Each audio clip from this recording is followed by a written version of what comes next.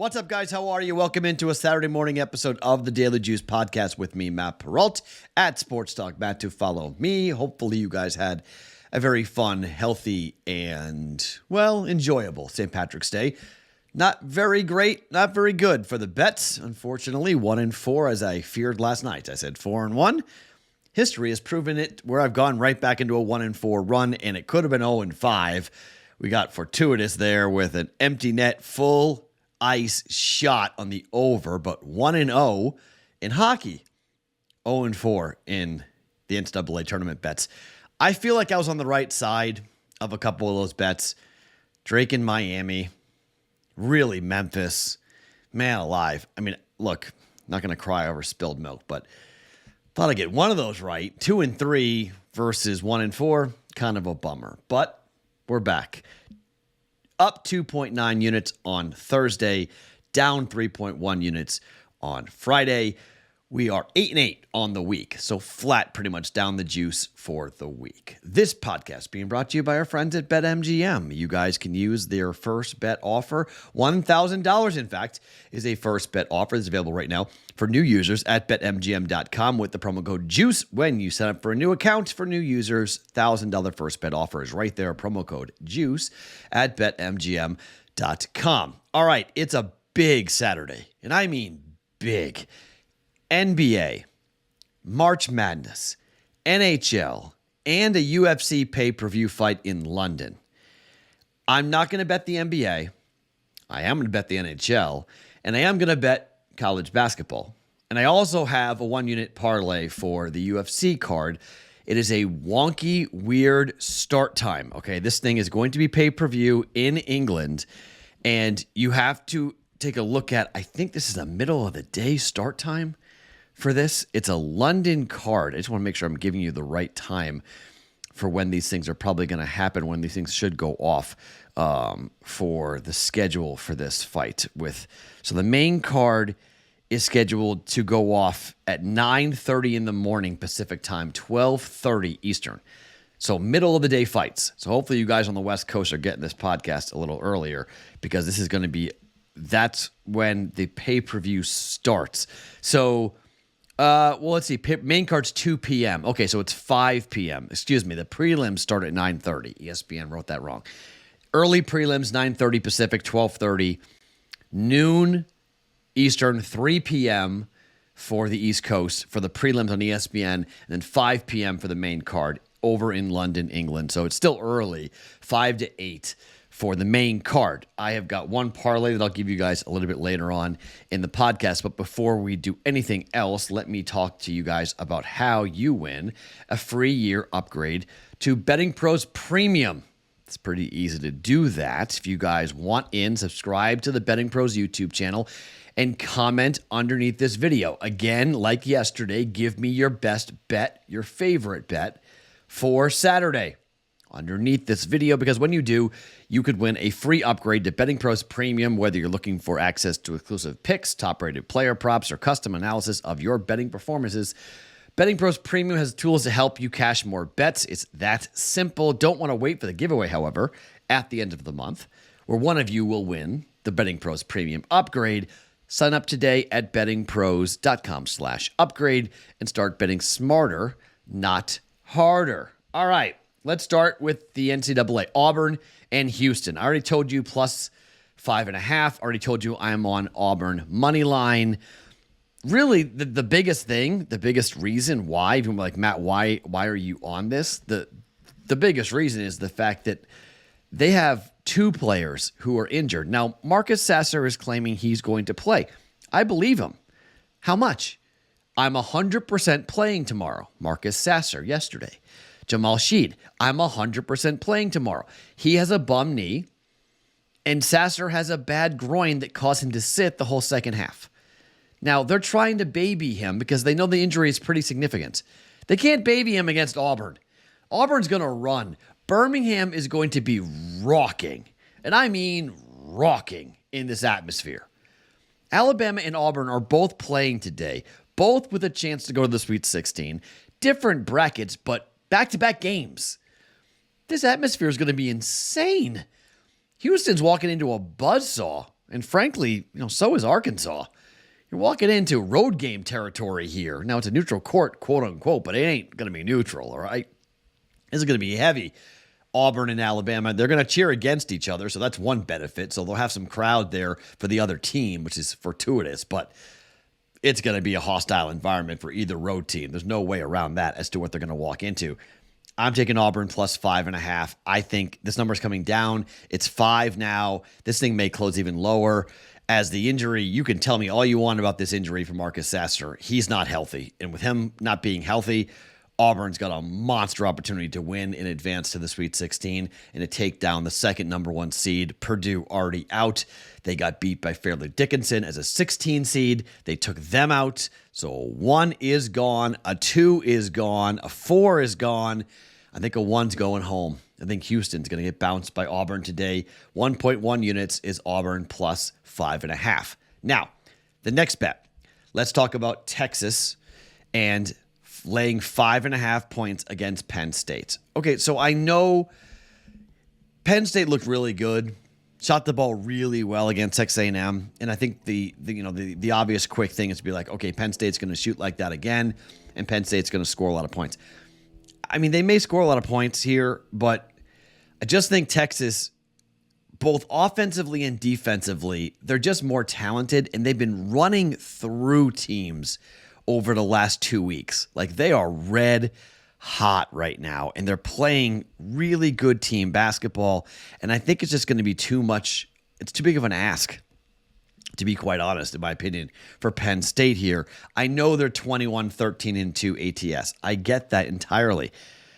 But Texas has won by 20, by 20, by 6, by 14, by 16 over their last 5 games. They beat Kansas twice, a 1 seed, beat them twice. Okay, I know this is a team in Penn State that just beat A&M by 17. I just don't think this game's going to be that close. I think Penn State's in deep trouble. Texas has the 11th best adjusted efficiency defense and the 15th best efficient offense. They're 51st in effective field goal percentage. Penn State's defense is 104th. Penn State shoots great, 55.7 effective field goal percentage. That's 8th best in the country, but Texas' defense is 56, which is really good. Penn State does not rebound the ball well at all. One of the worst offensive rebounding teams in the entire country. You need to be able to do that to handle the length of Texas, to get those second chance putback opportunities. And Texas shoots the ball well. Top 50 in 2-point percentage, 54th in free throws. They hit their free throws better than Penn State, who is 100th in free throw percentage in college basketball. I mean, yes, Penn State doesn't cause turnovers, so equally a problem, but Texas doesn't turn the ball over anyway. Top 75 in turnover percentage. They don't turn over the basketball. Texas will play fast. Penn State, well, they want to make you work. I don't think Texas is going to work all that hard here. Penn State's offense can be deliberate. It can be slow. I think Texas defense will speed it up here. I'll lay the 5.5 points. Again, you can fade away if you want. 0-4 yesterday in college basketball, 3-0 to 0-4.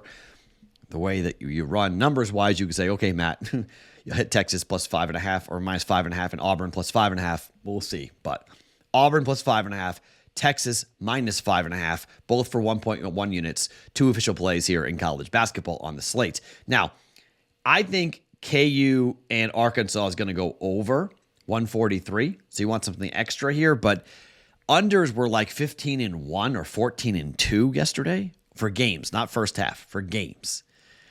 Don't know if that's a fluky thing or something to pay attention to, but I think the pace of the game between KU and Arkansas is going to be fast. But if they miss shots, it just doesn't matter. So pace of play only matters if you're going to make the shots you take. So I lean towards that, but I don't know. And then I've already taken Creighton plus 1. That's going to be a personal play. It's not going to be an official play for tomorrow, but I think that number is going to change. I think the Jays are going to go off as the favorite in their game, and it's a little crazy, but Baylor has looked so inconsistent, and Kalkbrenner just played the game of his life with 31 points, and I think he had 9 rebounds. Best game he's ever played. He looked tremendous for the Jays. They really rode him nicely, and there's nobody really. Baylor's physical, and they're big, but they're not tall. And Kalkbrenner's got a chance to go over the top and really be a problem for Baylor as much as they were a problem here again for NC State today. NC State had size. I mean, they had a 6'10" dude with weight that couldn't handle Kalkbrenner. So I'm taking Creighton +1 for Sunday, but that's a personal bet because today was personal as well. So I don't want to jinx it by making it official. Yes, I am a little superstitious. Not a lot. I'm a little superstitious on these things. So Creighton +1 will be if you want extra. Okay. So officially Auburn +5.5. Texas -5.5. Okay. 2 bets in the NHL to give you guys. This is awesome. We have a chance to ride an awesome trend. Okay, this officially is a 1-unit bet, but I never like bets this much to the point where I actually bet 2 units. Okay. But I am involved officially for 1 unit. But I have doubled down on this personally to put 2 units in play, try to win back a little of the money that I lost yesterday. It is chasing a little bit, except the numbers are redonkulous. Dallas at Calgary.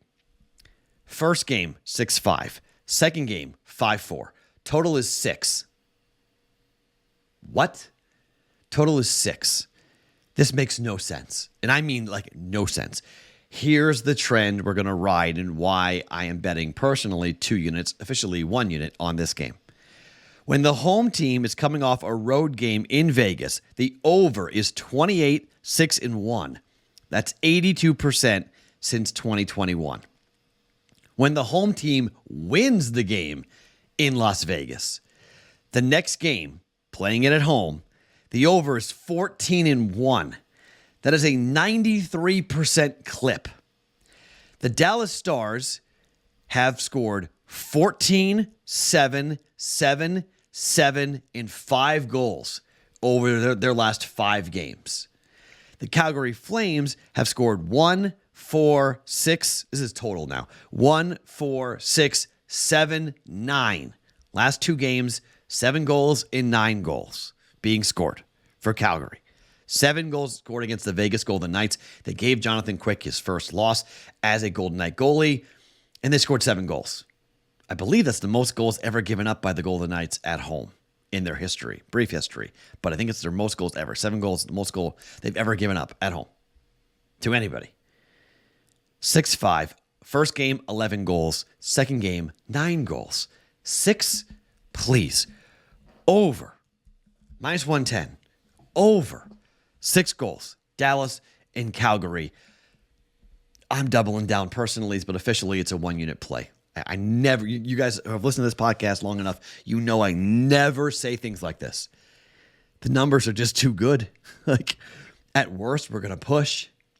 At worst, we're going to push, in my opinion. So I don't normally double down, but given what we're seeing, this number is going to be 6.5. There's no way this number is not going to close 6.5. But it's 6 right now. And okay. Like, I don't really care who's in net. It doesn't really matter to me who's in net. Whether it be Wedgwood or whether it be Ottinger, it doesn't really matter to me. You know, it doesn't matter to me who's in net for Calgary. It's just one of those games where the numbers are so ridiculously lopsided that you just have to bet it. Like, you just can't even say, I think the goaltenders matter. I'm going to wait. Nah, it doesn't really matter. It's Markstrom against Ottinger is the proposed probable starting matchup, but doesn't matter to me one bit. Over 6, -110 for the Calgary Flames and the Dallas Stars.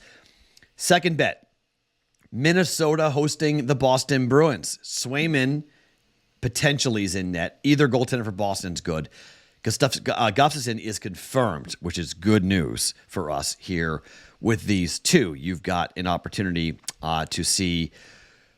I mean, he technically is the backup goaltender. Marc-Andre Fleury was not good. He hasn't been good over the last couple of starts.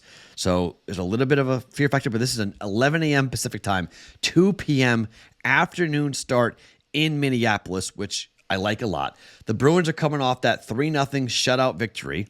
First game was an over, 4-3. Okay, first game went over. Boston had been playing a bunch of games to the over, 5-3, 6-3 on this road trip, but this is the last game of the road trip for the Boston Bruins before they head home. The Wild are 21-10-3. The Bruins are at home. The Bruins are 28-4, 8-2 at home. And Minnesota has been playing just ridiculous, up-tempo, wacko hockey games. Unlike Minnesota, okay? First game off the road trip for Minnesota, 8-5, 13 goals against St. Louis, 9 goals against Arizona, 7 goals against San Jose, 6 goals against Winnipeg. But the last time they were home was a 1-0 loss to the Calgary Flames. This is when Minnesota gets back to playing Minnesota hockey. They stop it, all right? Minnesota is 20-12-2 to the under at home. They're 8-2 over their last 10 to the under at home. The Bruins are 17-16-1 to the under on the road and 5-5 over their last 10. But that shutout win for Swayman will give him a lot of confidence here against a Minnesota team that tends to play close to the vest. Gustafsson's got a 2.01 goals against average. At home, it's 1.96. Dude's tremendous at home. The Bruins might win the game 2-1, 3-2, under 6, -110. Minnesota, Boston, under 6. I think at worst, we push this for 1.1 units. Okay, so those are the 4 bets that we got rolling here for us. Auburn plus 5.5, Texas minus 5.5, Calgary, Dallas over 6 goals, Minnesota, Boston under 6 goals. And then we go to the quote-unquote nightcap for this UFC card that will take place. It's the trilogy between Usman and Edwards. Edwards shocked the world with a head kick that nobody saw coming after a pure domination by Usman for almost the entire fight. Got cocky, got caught with a head kick, and that was it. Usman's average fight time is 17 minutes. But Edwards' fight time is nearly 16 minutes. This is a 5-round fight for the welterweight title of the world in the UFC. 4 minutes and 4 seconds into the 5th round, when that head kick landed, Usman was cruising to a victory. I don't think anything else is going to happen here, but I'm not going to lay minus 180 on this, okay? I think this goes to the cards. I think the over is going to hit again. I think the same thing's going to happen. I think you're just going to see a fighter dominate. And look, one of these guys could very well knock the other guy out, okay? We could see a head kick, and I'm wrong, and I'm going to lose a unit. But the most probable thing here is what we have seen for a while for Usman. He just goes ahead and pins guys to the fence and wrestles, okay, against Colby Covington. 5-round decision. He knocked out Jorge Masvidal, but I don't think Edwards is going to get into the firefight that Masvidal is getting into. Yes, he did knock out Gilbert Burns, but again, Edwards, I don't think is going to get in the same type of situation. And after that, Masvidal decision. 5 rounds, almost 4 minutes and 10 seconds into Colby Covington when he broke his jaw. Decision against Tyron Woodley. Decision against Rafael dos Anjos. Decision against Damian Maia. I mean, we're talking about just consistency. 5-round. I think Usman might be even more conservative this time around than what he was. I'm going over 4.5 rounds because Edwards could win the thing on the cards. I don't want to trust the judges to give it to Usman, given the fact that, well, they're in England now. They're on Edwards' turf. So I don't want to go into that, but I do think the fight goes over 4.5 rounds. It's minus 180. Not interested in laying it, but I will parlay it. I'm going to parlay it with the new up-and-coming fighter that I think UFC fans, if they haven't seen him before, are going to love, Rafael Fiziev. Justin Gaethje's been a tremendous fighter for the UFC, but Justin Gaethje is 5 years the elder here to Fiziev. 12-1, Rafael Fiziev. Justin Gaethje's coming off a loss to Charles Oliveira. He did beat Michael Chandler, but he lost to Khabib Nurmagomedov. No real shame in that. The problem is, for however great striking Gaethje has, one of the best we've ever seen, he gets hit, man. He absorbs 7.85 strikes per minute. Now, he doles out 7.46, but you can't get hit this much against this dude. Fiziev is going to knock his block off, okay?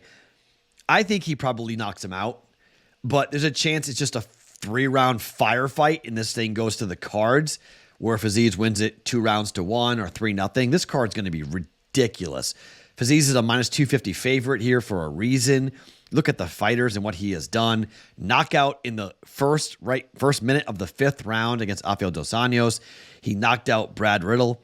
In the 3rd round, he had a decision against Bobby Green. He knocked out Moncado back in December of 2020. Decision. He's won 6 straight fights in the UFC. 2019, he lost his debut, got knocked out in his debut, and since then, he's become very dangerous and very, very lethal with his hands. Unbelievable striker. Now, you might say, Matt, wait a minute. When you've seen the losses for Justin Gaethje, hasn't it been with submission? You're absolutely right. It's been with submission. Rafael Fiziev doesn't go for that all that much. I mean, submission average is 0. Okay? Takedown average is 0.36. This fight is going to be on the feet, which is why it may go to the cards. But I think you're talking about the younger man, a guy who's been around enough to know to stay away from the real power of Justin Gaethje. But if you give him a window, he can really clip you and really hurt you. It's a plus 119 parlay. Fiziev's money line combined with the over 4.5 rounds in the main event, plus 119 for 1 unit. Okay, so it's 2 fights. It's both the co-main and the main. Chance to watch UFC here over in England, which would be an awesome night and a really fun opportunity. Looking forward to watching these 2 fights in here and having a little action on both.